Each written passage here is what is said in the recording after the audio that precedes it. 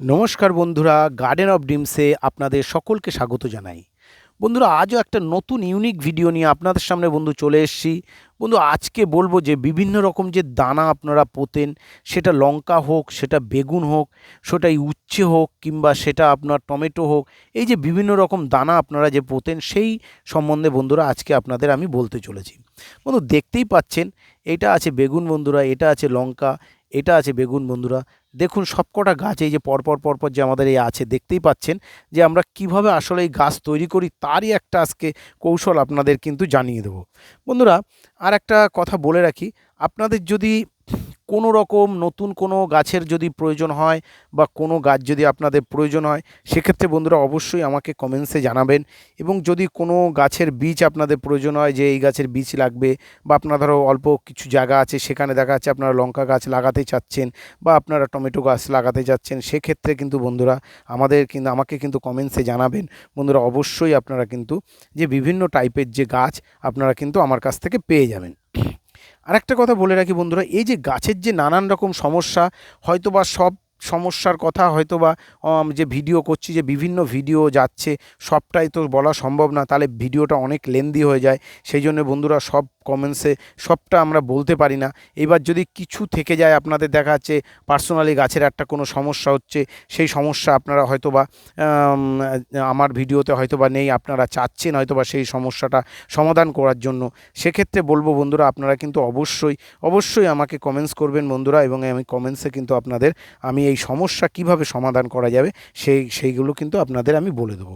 বন্ধুরা, এইবার দেখতেই পাচ্ছেন যে এই যে বিভিন্ন রকম দেখুন, এই যে চারাগুলো, এই যে দেখুন বীজ থেকে, যাও একটু কাছের থেকে দেখাই, এই দেখুন বীজের থেকে, এই যে মাথায় দেখেছেন বীজ রয়েছে, বীজের থেকে কিন্তু সবে কিন্তু চারা বেরিয়েছে। দেখুন এই যে ছোট ছোট ছোট ছোট ছোট ছোট বীজ আপনারা দেখতেই পাচ্ছেন, বীজের থেকে কিন্তু চারা বেরিয়েছে।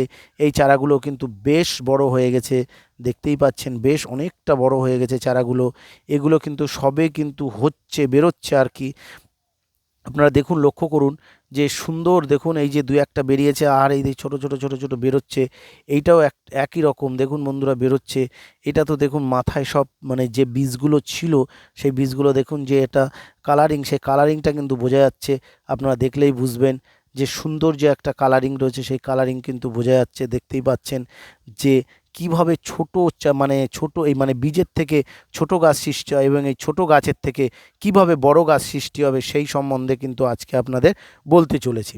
বন্ধুরা, আপনাদের বাড়িতে যদি কিছু বীজ থাকে, হয়তো বা একটা লঙ্কা গাছ লাগিয়েছেন, লঙ্কা গাছটার বীজ দেখা যাচ্ছে রয়েছে, লঙ্কা গাছটা পেকে গিয়েছিল, লঙ্কাটা পেকে গিয়েছিল এবং সেই বীজটা আপনারা রেখে দিয়েছেন। কিংবা দেখা যাচ্ছে একটা ঢ্যাঁড়স রয়েছে, ঢ্যাঁড়সের বীজ রয়েছে, বীজটাকে কিভাবে আপনারা আবার রোপণ করবেন, কিভাবে আপনারা আবার নতুন চারা গাছ বানাবেন, সেই যে নানান কোশ্চেন আপনাদের থাকে, সেই নিয়েই এখন কিন্তু আমি বলবো বন্ধুরা। তো বন্ধুরা, ভিডিওটা বেশি লেন্দি করতে চাচ্ছি না। যাই হোক বন্ধুরা, আপনারা প্রথমেই বলবো মাটিটাকে কিভাবে তৈরি করতে হবে। বন্ধুরা, মাটিটা দেখেছেন যে মাটিটার কালারটা কিন্তু, এখানে কিন্তু মাটি কিন্তু খুবই পরিমাণ কম আছে। মাটির সঙ্গে কিন্তু গোবর সার মেশানো রয়েছে, মাটির সঙ্গে কিন্তু আমাদের রয়েছে যেটা বলবো হচ্ছে যে নোনা লাগার যে পাউডার, সেটা দিয়ে রেখেছি। কারণ হচ্ছে গাছ অনেক সময় নোনাতে মরে যায়। এতে রয়েছে যাতে পিঁপড়ে না লাগে, পিঁপড়ে না লাগার জন্য কিছু ফিউডল পাউডার দেওয়া রয়েছে। এতে দেওয়া রয়েছে আপনার নিমখোল দেওয়া রয়েছে, এতে দেওয়া রয়েছে খোলের গুঁড়ো দেওয়া রয়েছে। বন্ধুরা, এইসব নানান দিয়ে কিন্তু এতে কিন্তু মাটির পরিমাণটা অনেক কম আছে। বন্ধুরা, একটু সাইড দিয়ে আমি দেখাই, তাহলে বুঝতে পাবেন। এই যে দেখুন, দেখতেই পাচ্ছেন যে এখানে কিন্তু দেখুন মাটি কিন্তু নেই বললেই চলে। এগুলো কিন্তু সবই কিন্তু দেখুন, এগুলো কিন্তু সবই কিন্তু এই যে গোবর, বুঝতেই পাচ্ছেন গোবর সার রয়েছে। এবং এই গোবর সারটা কিন্তু বন্ধুরা অনেক দিনে পুরনো কিন্তু অবশ্যই লাগবে, নতুন সার হলে কিন্তু হবে না। দেখা যাচ্ছে যে আপনাদের এই 5-6 মাসের কিন্তু গোবরটা হলে কিন্তু হবে না, সেটা কিন্তু অনেক পুরনোরই থাকার প্রয়োজন আছে। মিনিমাম 1 থেকে 1.5 বছরের পুরনো সার কিন্তু হওয়া চাই, নাহলে কিন্তু বন্ধুরা গাছের কিন্তু বীজ কিন্তু বেরোবে না। বন্ধুরা, এইগুলো হচ্ছে লঙ্কা গাছ আছে। লঙ্কা গাছগুলো কি করবেন, আপনার বাড়িতে যদি দেখা যাচ্ছে নর্মাল একটা লঙ্কা পেকে যায়, সেটার থেকে চারা করতে চাচ্ছেন, সেক্ষেত্রে বলবো বন্ধুরা আপনারা কি করবেন জানেন তো? সেক্ষেত্রে আপনারা হচ্ছে নর্মালি হচ্ছে লঙ্কা গাছে লঙ্কার বীজটাকে কিন্তু শুকিয়ে নেবেন, বেশ ভালো করে রোদ্দুরে শুকিয়ে নেবেন। শুকিয়ে নিয়ে তার আগে বলে দিই মাটিটাকে কিভাবে তৈরি করবেন। মাটি অল্প পরিমাণ নেবেন, তার সঙ্গে গোবর সার দিয়ে আপনি মিশিয়ে মাটিটাকে বেশ একদম ঝুরঝুরে করে নেবেন, যাতে কাদা কাদা না হয়। এইবার মাটিটাকে কিন্তু আপনারা এরকম একটা জায়গায় বা পাত্রতে দিয়ে রাখবেন। দিয়ে রেখে বন্ধুরা যে বীজটা সেটা বেগুন হতে পারে, ঢ্যাঁড়স হতে পারে, সেটা হতে পারে উচ্ছে হতে পারে, সেটা লঙ্কা হতে পারে, বেগুন হতে পারে। সেইভাবে বন্ধুরা আস্তে আস্তে কিন্তু এখানে ছড়িয়ে দেবেন। দিয়ে দিয়ে বন্ধুরা ঠিক মাটিটাকে এরকম এরকম করে একদম মানে প্লেন করে দেবেন, বীজটা দিয়ে এইভাবে প্লেন করে দেবেন। দিয়ে বন্ধুরা এইবার আপনারা সেখানে কি করবেন না, প্লেন করে দেওয়ার পরে হালকা করে জল কিন্তু ছিটিয়ে দেবেন। প্রত্যেক দিন হালকা পরিমাণ জল ছিটিয়ে দেবেন এবং আপনারা খেয়াল রাখবেন আপনারা খোলা জায়গায় রেখে দেবেন না। তাতে কি হবে বন্ধুরা, না খোলা জায়গায় রাখলে কিন্তু আপনারা কিন্তু বীজগুলো কিন্তু সমস্ত ধুয়ে বেরিয়ে যাবে আর গাছ কিন্তু হবে না। আর খেয়াল রাখতে হবে যে পাখি বা ছোট ছোট ছোট যে চড়ুই পাখি টাকিগুলো থাকে বা শালিক থাকে, সেগুলো কিন্তু এই বীজকে কিন্তু বন্ধু খেয়ে নেয়। সেক্ষেত্রে কিন্তু নতুন গাছের চারা কিন্তু আর সৃষ্টি হবে না বন্ধু। তাই যাই হোক, বুঝতেই পাচ্ছেন বন্ধুরা, এইগুলো কিন্তু বেগুন গাছ। দেখতেই পাচ্ছেন আমরা কিভাবে লিখে রাখি, দেখুন বন্ধুরা, এই যে কালো লম্বা বেগুন, এইভাবে কিন্তু আমরা লিখে রাখি। কারণ হচ্ছে নালে বন্ধুরা পরে কিন্তু আমরা কিন্তু বুঝতে পাবো না। এই যে লঙ্কা গাছটা দেখছেন বন্ধুরা, এই যে পাতাগুলো যে বড় বড় আছে, এগুলো কিন্তু হচ্ছে ক্যাপসিকাম আছে। আপনারা দেখুন আমরা এইভাবে লিখে রাখি যাতে পরবর্তীতে যাতে খরিদ্দার বা কাস্টমার আসলে যাতে বুঝতে পারি। এটা দেখুন এই যে বেগুনটা রয়েছে, এখানে দেখুন সাদা লম্বা এই যে বেগুন লেখা রয়েছে।